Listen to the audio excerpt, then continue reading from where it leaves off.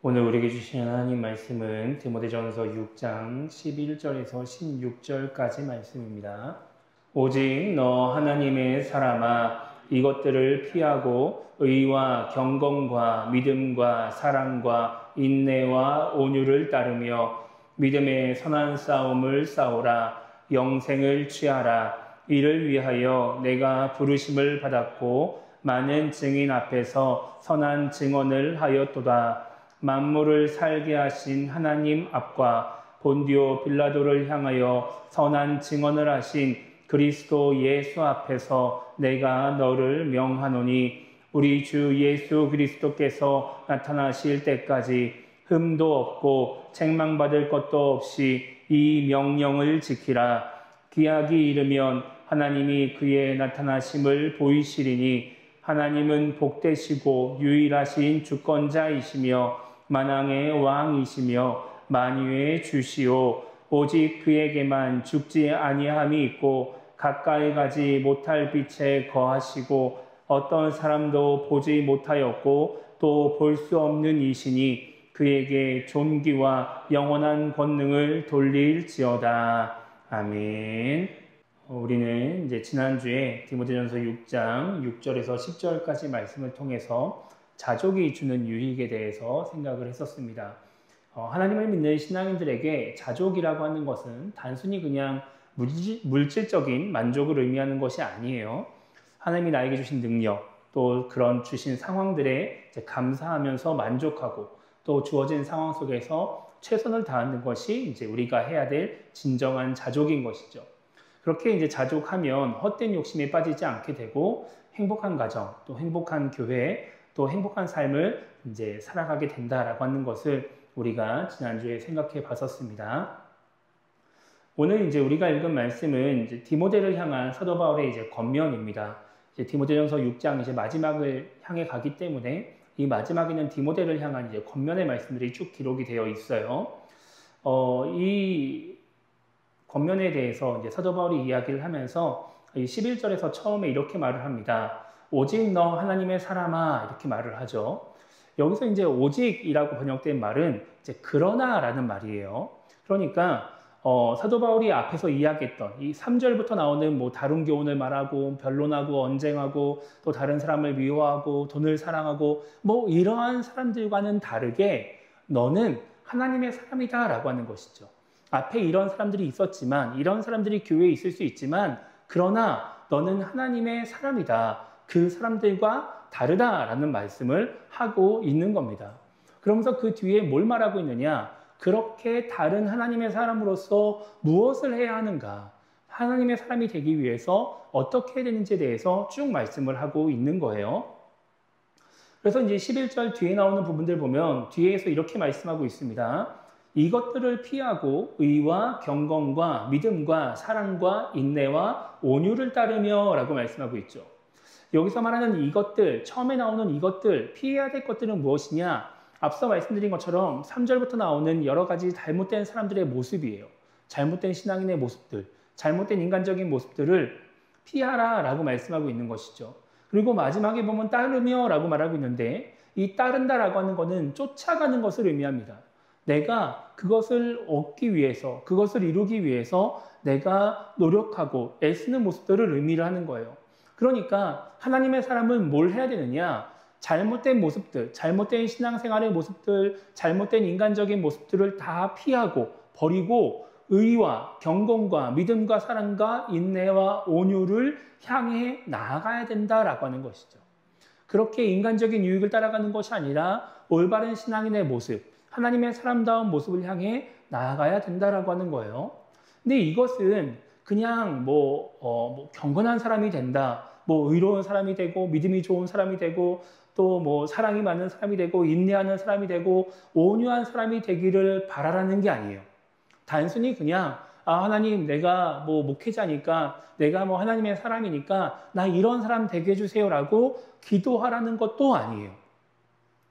지금 사도 바울이 뭘 말하고 있느냐? 그런 사람이 되기 위해서 디모데가 실질적으로 노력을 해야 된다라고 하는 것이죠. 그냥 가만히 앉아서 하나님의 은혜가 임하면 내가 이런 사람이 되겠지? 하나님 나에게 은혜를 주세요. 하나님 나를 움직여 주셔서 내가 이런 사람이 되게 나를 바꿔주세요. 뭐 이런 식의 요구를 하는 것이 아니라 디모데가 스스로 이런 사람이 되기 위해서 내가 해야 될 것들이 무엇인지를 고민도 하고 그것을 실천하면서 살아가야 된다라고 말하는 것이죠. 그래서 사도 바울이 12절에서 뭐라고 말을 하느냐? 믿음의 선한 싸움을 싸우라, 영생을 취하라 라고 말씀하고 있어요. 그런 사람이 되기 위해서 뭘 해야 되느냐? 믿음의 선한 싸움을 싸워야 된다는 거예요. 믿음을 위해서, 믿음의 유익한 싸움을 직접 내가 싸워야 된다는 것이죠.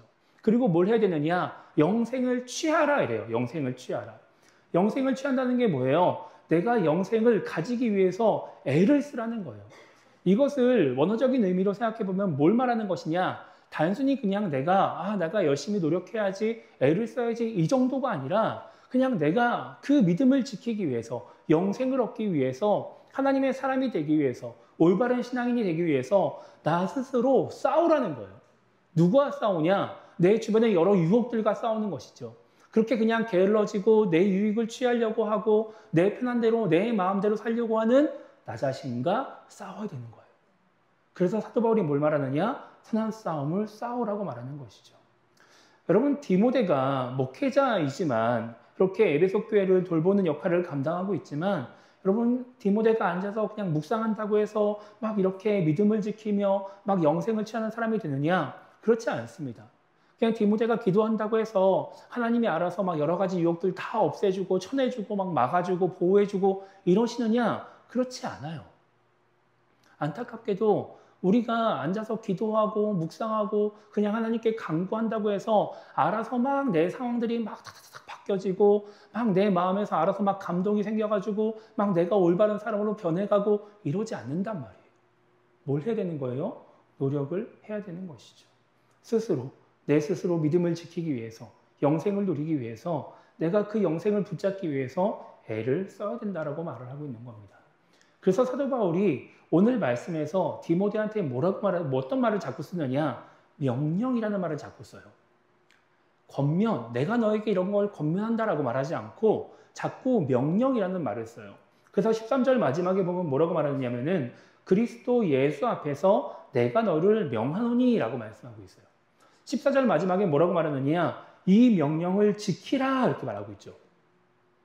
사도 바울이 자 이렇게 했으면 좋겠어. 디모데에게 네가 하나님의 사람이니까 너는 이렇게 행동했으면 좋겠어. 이렇게 노력했으면 좋겠어. 이렇게 말하는 게 아니라 너 이거 무조건 해야 돼.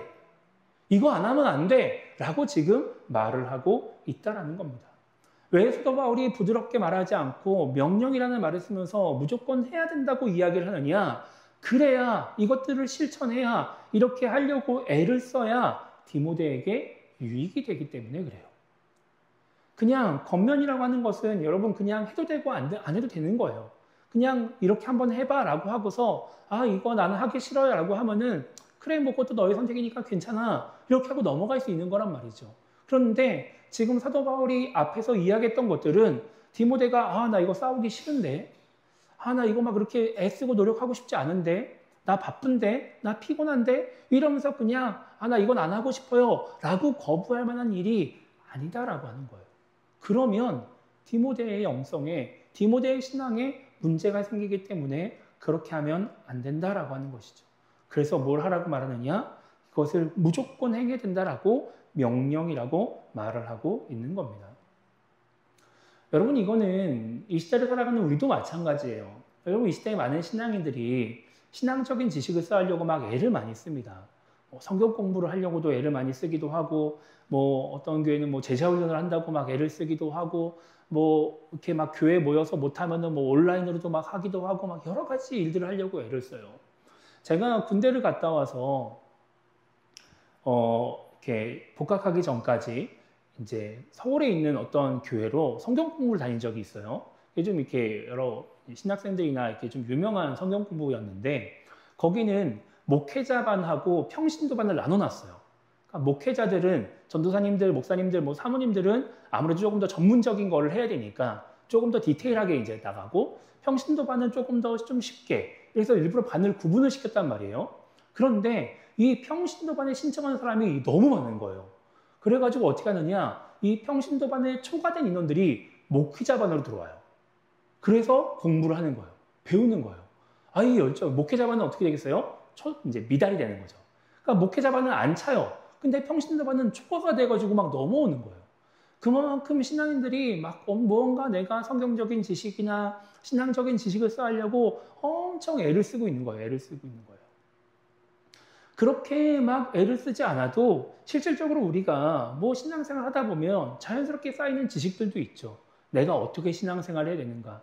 내가 어떻게 예배를 드려야 되는가? 뭐 내가 어떻게 기도해야 되는가? 뭐 이런 것들 우리가 자연스럽게 신앙생활 하다 보면은 이제 다 지식으로 쌓이게 되고 우리가 어떻게 해야지 뭔가 영적으로 성숙해지는지 하나님의 은혜를 누릴 수 있는지 다 알게 된단 말이에요. 그런데 이렇게 애를 써서 지식을 쌓건 자연스럽게 신앙생활하면서 뭔가 지식이 쌓이건 그렇게 나에게 쌓여있는 이 머릿속에 들어있는 지식이 내 신앙생활을 바꾸지 않습니다. 여러분, 지식만을 가지고서는 삶이 바뀌지 않고 신앙생활이 바뀌지 않고 내 행동이 바뀌지가 않아요. 여러분, 지식이 내 몸을 움직이지 않는다라고 하는 것이죠. 여러분, 지식만 내 머릿속에 많다고 해서 우리가 뭔가 외부에서 다가오는 유혹들을 막 이겨내고 끊고 막 그러느냐? 실질적으로 사람이 그렇지 않다라고 하는 거예요. 우리가 진짜 하나님으로부터 멀어지게 만드는 여러 가지 유혹이나 혹은 다른 것들을 바라보게 하는 여러 가지 잘못된 교훈들, 잘못된 신앙생활들, 거기서부터 나를 지키고 진짜 하나님의 사람답게 정말 믿음을 지키며 영생을 누리기 위해서 온전한 신앙인이 되려면 단순히 그냥 지식만 막 많이 쌓는 게 아니라 그 지식을 내 삶에서 실천해야 되는 것이죠. 여러분, 아파서 병원을 갔는데 의사 선생님이 얘기해 준단 말이에요. 이 약 빼먹지 말고 드세요. 이야기한단 말이죠. 그래야 병 낫습니다. 근데 내가 먹기 싫다고 안 먹으면 어떻게 돼요? 병이 안 나요. 어떻게 돼요? 먹어야죠. 아, 이 약 먹으면 낫는구나 라고 하는 지식이 내 병을 낫게 하나요? 아니에요. 그 약을 먹는 내 행동이 내 병을 낫게 하는 거예요. 신앙생활도 똑같은 거죠.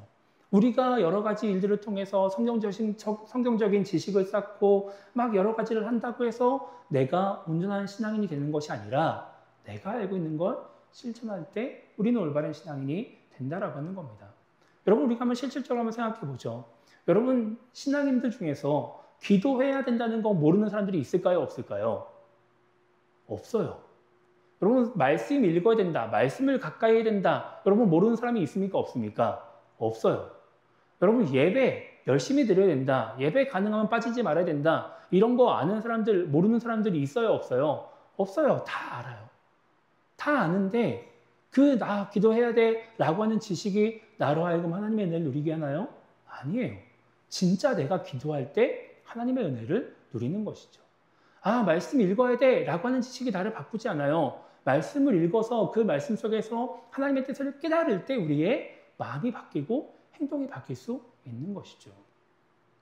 여러분, 우리가 알고 있는 것을 실천할 때 그리고 나에게 주어진 그 말씀을 따라서 행동할 때 우리는 하나님의 은혜를 누리게 되는 것이고 영적으로 성숙해지는 것이고 믿음을 지키는 진정한 하나님의 사람이 될 수 있다라고 하는 겁니다. 여러분, 그런데 여기까지는 그래도 많이들 수고하고 애를 쓰세요. 기도 많이 안 하는 시대다라고 말은 하지만 그래도 각자의 자리에서 기도하려고 애를 쓰시기도 하고 말씀을 읽으려고 애를 쓰시기도 하죠. 그런데 그렇게 대다수는 아니어도 조금씩 하는 분들이 많이 있지만 진짜 우리가 정말 머리로만 알고 실천하지 못하는 게 있어요. 그게 뭐냐? 예배를 드리면서 들은 말씀을 삶에서 실천하는 겁니다. 여러분, 한번 생각해 보세요. 여러분, 주일날 말씀을 듣고 새벽에 말씀 듣고 수요일날 말씀 듣고 여러분, 그 말씀 언제까지 기억하시나요? 몇 년 전에, 꽤 오래전이에요. 꽤 오래전에 이런 통계 조사가 있었어요.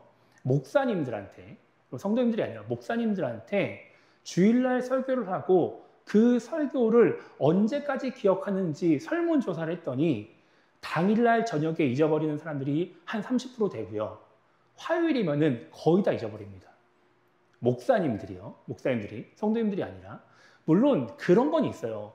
이제 주일날 설교하고 나서 또 월요일날 설교해야 되니까 월요일날 또 월요일 거 설교 생각해야 되고 화요일도 설교해야 되니까 화요일 것도 생각해야 되고 수요일도 설교해야 되니까 수요일 것도 생각해야 되고 그러다 보면 주일날 거 까먹겠지. 그럴 수 있습니다. 근데 그게 아니어도 우리가 실질적으로 정말 주일날 들은 말씀 혹은 내가 참여한 예배에서 들은 말씀을 언제까지 기억하느냐 생각해보면 그렇게 오랫동안 기억하지 못한다는 거예요. 그것을 내가 주일날 말씀 들었으니까 월요일날 내가 삶 속에서 내가 실천해 봐야지 얼마나 애를 쓰느냐 그렇게 많이 실천하지 않는다라고 하는 것이죠. 여러분 제가 다른 교회에서 사역할 때 부교육자로서 이제 가끔씩 이제 수요일이나 뭐 이렇게 설교를 할 거 아니에요. 그럼 이제 간혹 제 설교를 듣고서 은혜를 받는다는 분들이 계세요. 참 감사한 일이죠. 근데 이제 그분들이 그런 이야기를 하시는 거예요. 목사님 은혜 받았습니다. 되게 감사해요. 그러고 나서 그 다음에 뭔가 그 말씀과 관련된 일이 딱 생겼을 때 그분들의 행동을 보면 그 말씀을 기억하지 못하고 있는 것 같아요. 그런 걸 느낄 때가 있습니다. 아니 저분이 나한테 분명히 그때 그 설교를 듣고 은혜 받았다고 했는데 그거를 기억하면 저렇게 행동할 것 같지 않은데 왜 저렇게 행동하지? 이런 생각이 들 때가 있는 거예요. 여러분 많은 신앙인들이 예배를 드리면서 뭔가 그 시간에 말씀을 들으면서 그 말씀을 들을 때 새로운 것을 깨닫고 내 마음에 와닿으면 은혜가 된다, 은혜 받았다 라는 생각을 합니다. 그리고 그게 그 예배 시간에 들은 말씀으로 인해 주어지는 은혜의 전부라고 생각해요. 내가 지금 이 시간에 새로운 걸 깨달았으니까 나 은혜 받았으니까 오늘 좋은 예배였던 것 같아. 오늘 괜찮은 것 같아. 기분이 좋다. 이러고 그냥 거기서 끝나버린다라고 하는 것이죠. 그런데 하나님이 예배 시간에 말씀을 통해서 우리에게 은혜를 주시려고 할 때 진짜 우리에게 주고 싶어 하시는 은혜가 무엇이냐? 단지 그냥 그 예배 시간에만 새로운 걸 깨닫고 마음에 감동이 돼서 나에게 다가오는 은혜도 있지만 그것뿐만 아니라 그 말씀을 가지고 내 삶의 자리에 가서 그것을 실천할 때 나에게 주어지는 은혜도 하나님이 주고 싶어 하시는 거예요. 그러니까 하나님이 주시는 은혜가 두 가지인 거예요. 이 시간에 깨닫는 은혜와 그리고 그것을 삶 속에서 실천했을 때 나에게 다가오는 은혜. 그로 인한 내 삶의 변화나 내 환경의 변화나 여러 가지 것들이 나에게 은혜로 다가오는 것이죠. 그런데 신앙인들이 우리가 저도 마찬가지고 그냥 이 자리에서 무언가를 깨닫는 은혜에만 관심을 갖는 거예요. 그리고 그것을 깨닫고 나면은 은혜 받았어. 오늘 예배로서 내에게 주어진 은혜는 여기까지인 것 같아. 라고 생각하고 실천할 생각을 하지 않으니까 요 뒤에 주시는 은혜를 경험하지 못하고 살아가는 것이죠. 하나님은 이제 요거 은혜 받았으면은 요 다음에 이거 받아야 돼? 라고 우리에게 말씀하시는데 우리는 그 뒤에 은혜에 관심이 없다 보니까 하나님 주시고자 하는 은혜의 한 반절 정도밖에 우리는 못 누리고 살아가는 거예요. 그러니까 우리가 말씀을 아무리 많이 듣고 말씀을 통해서 새로운 걸 깨닫고 그 말씀 속에서 오늘도 은혜가 된다 라고 말을 해도 우리의 삶이 바뀌지가 않는 겁니다. 우리의 신앙생활이 바뀌지 않는 거예요. 한국교회가 바뀌지 않는 거예요. 여러분 지금도 무수히 많은 신앙인들이 교회에 가서 예배를 드리고 하나님의 은혜를 경험하고 새로운 것을 깨닫고 오늘도 너무 은혜로운 예배였다 라고 말을 하고 돌아옵니다. 한두 명이 그러는 게 아니에요. 전국적으로 바라보면은 수백만 명의 사람들이 지금도 그렇게 살아가고 있어요. 그런데 그 사람들로 인해서 이 세상이 바뀌지 않는다고요. 교회가 바뀌지 않는다고요. 왜요? 실천할 생각을 하지 않으니까. 그냥 거기에 은혜에서 만족하고 나니까 내 지식을 쌓는 것으로 그냥 거기에서 그냥 멈춰버리고 나니까 그 뒤에 내가 변했을 때의 모습들, 거기서 다가오는 은혜를 누리지 못하고 있는 것이죠. 그래서 우리가 단순히 그냥 주일날 말씀 듣고 그냥 끝나는 것이 아니라 그 말씀을 실천하며 살아갈 수 있도록 여러분들을 돕는 장치를 좀 마련을 하려고 합니다. 여러분 우리가 이제 7월달 되면은 주보가 조금 달라질 거예요. 뭐가 달라지느냐? 이 7월달부터 주보에 주일 낮예배 말씀에 대해서 생각해 볼 수 있는 질문들 그리고 내가 다짐하는 것에 대해서 적어보는 칸들이 생기게 될 겁니다. 여러분 저는 여러분들이 이것을 잘 활용하셨으면 좋겠어요. 단지 그냥 오늘 말씀 듣고서 그냥 끝 이게 아니라 그래서 내가 이 말씀을 듣고서 어떻게 살아갈 것인가 내가 이 말씀에서 내가 기억해야 될 것이 무엇인가를 내가 적고 간직하고 그것을 가지고 삶 속에서 실천하며 살아갈 수 있게 하는 것이죠. 가능하면 제가 그때 가서 다시 한번 말씀드리겠지만 그때 가서 우리가 그것을 적을 때 뭐 예배 드리고 나서 주일날 다 오후 예배 마치고 집에 가서 해야지 이러지 않으셨으면 좋겠어요. 주일 난 예배 딱 끝나고 점심 먹고 나면 오후 예배까지 남는 시간에 그거를 생각해 보는 거죠. 그리고 적어 보는 거예요. 내가 아직 말씀을 기억하고 있을 때 내가 한 주를 어떻게 살아갈 것인지를 다짐해 보는 것이죠. 그리고 그것을 가지고 일주일을 살아가는 거예요. 내가 할 수 있는 한 노력을 다 해보고 때로는 실패도 경험해보고 또 그 속에서 주시는 하나님 은혜도 경험하고 그렇게 우리가 말씀을 실천하며 살아가다 보면 그 삶 속에서 하나님이 주시고자 하는 은혜를 우리가 누리며 살아갈 수 있게 되는 것입니다. 여러분 이게 되게 번거로운 일일 수 있어요. 귀찮은 일일 수도 있고 부담되는 일일 수도 있습니다. 근데 여러분 저는 여러분들을 귀찮게 하고 싶은 생각이 1도 없어요. 번거롭게 하고 싶지도 않아요. 다만 하나님이 주시고자 하는 은혜가 있음에도 불구하고 그 은혜를 못 누리는 게 안타까울 뿐인 것이죠. 여러분들이 하나님이 주시고자 하는 그 은혜를 마음껏 누릴 수 있도록 제가 조금이나마 도울 수 있는 방법이 무엇이 있을까 고민했을 때 나온 게 이런 것들이에요. 그러니까 여러분들이 이런 것들을 활용해서 우리가 실천하다 보면 우리가 삶 속에서 하나님의 은혜를 누릴 수 있게 된다라고 하는 것이죠. 오늘 사도 바울은 디모데를 향해서 하나님의 사람이 되기 위해서 실천하며 살아라, 행동하며 살아라, 머릿속으로만 생각하지 말고 지식만 쌓지 말고 움직여라 라고 말씀을 하고 있습니다. 우리가 이 말씀대로 말씀을 실천하며 살아가면 오늘 말씀에 나오는 것처럼 우리가 의로운 사람이 될 수 있는 것이고 믿음이 좋은 사람이 되고 사랑이 많은 사람이 되고 인내하는 사람, 온유한 사람이 될 수 있을 줄 믿습니다. 그렇게 우리가 조금씩 정말 진정한 하나님의 사람이 되어져 가게 될 것입니다. 하나님의 말씀, 그 명령을 지키며 하나님이 주시려고 하는 그 은혜를 마음껏 누리며 살아가는 우리 모두가 되기를 주님의 이름으로 축복합니다.